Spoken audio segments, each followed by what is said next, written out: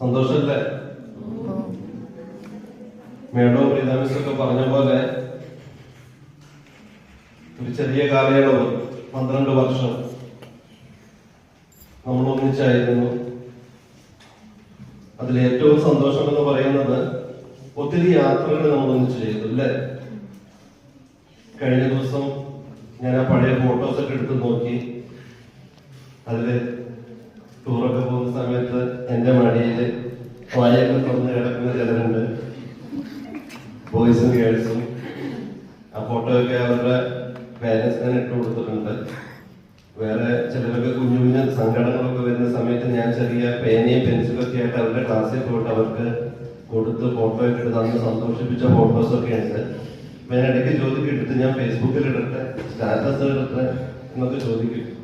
അയ്യോ വേണ്ട വേണ്ട എന്നൊക്കെ പറയും. കാര്യം ഇന്ന് ഒരുപാട് സുന്ദരികളും സുന്ദരന്മാരും ഒക്കെ ആണല്ലോ.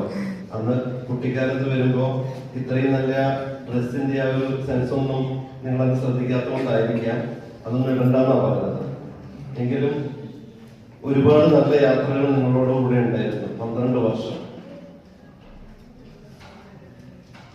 പരസ്പരം മനസ്സിലാക്കാൻ ഏറ്റവും നല്ലത് യാത്ര ചെയ്യാനാണ്. ഒരു മനുഷ്യനെ മനസ്സിലാക്കണമെങ്കിൽ അവരോടൊപ്പം യാത്ര ചെയ്യാനാണ്. പ്രിയപ്പെട്ട മക്കളെ, നിങ്ങളൊക്കെ ഉണർന്നിരിക്കുന്ന നീണ്ട 12 വർഷം നമ്മളൊരു യാത്രയിലായിരുന്നു, വളരെ സന്തോഷകരമായ യാത്രയിൽ. പിന്നെ 47 വയസ്സായി എനിക്ക് എന്റെ ജീവിതത്തിൽ ഏറ്റവും തിരിഞ്ഞു നോക്കുമ്പോൾ പേടി തോന്നുന്ന ഒരു കാര്യം എന്റെ 10ാം ക്ലാസ് എക്സാം തന്നെയായിരുന്നു. എനിക്ക് പേടിയില്ലായിരുന്നു, എന്റെ ചുറ്റുമുള്ള എല്ലാവർക്കും ആയിരുന്നു പേടി. ടീച്ചേഴ്സ് പേടിപ്പിക്കും, പേരൻസ് പേടിപ്പിക്കും. ഭിക്ഷ ചോദിച്ച് വീട്ടിൽ വരുന്ന ആള് വരെ ഭിക്ഷ വാങ്ങിയതിനു ശേഷം പറയും, മോനെ ഏത് ക്ലാസ്സിലെ 10ലാ, എന്നാ പോയിരുന്ന് പഠിക്കാൻ പറയും. അങ്ങനെ ഈ ലോകത്ത് സകലമാന ജോലികളും നമ്മളെ അഡ്വൈസ് ചെയ്യുന്ന അവർക്കൊരു രസമാണ്, പ്രത്യേകിച്ച് മലയാളീസിന്. ചെലവുകളൊന്നുമില്ലല്ലോ ഉദ്ദേശിക്കാന്നുള്ളത്.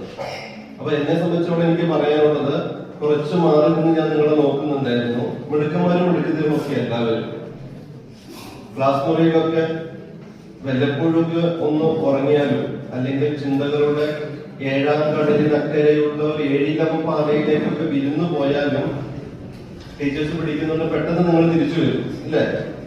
അപ്പൊ കുറെയൊക്കെ കിട്ടും. അതൊക്കെ ധാരാളമാണ് നല്ല റിസൾട്ട് ഉണ്ടാക്കാൻ. പിന്നെ ഒരിക്കലും നിങ്ങൾ ആർജിച്ച അറിവില് അഹങ്കരിക്കാതിരിക്കുക. അപ്പൊ ഞങ്ങളൊക്കെ കാണുന്നതാണ് വർഷങ്ങളായിട്ട് നമ്മളൊക്കെ പ്രതീക്ഷിക്കുന്ന കുട്ടിയെ 1, 2 സ്ഥാനത്തൊക്കെ നിർത്തിയിട്ട് പ്രതീക്ഷിക്കുക.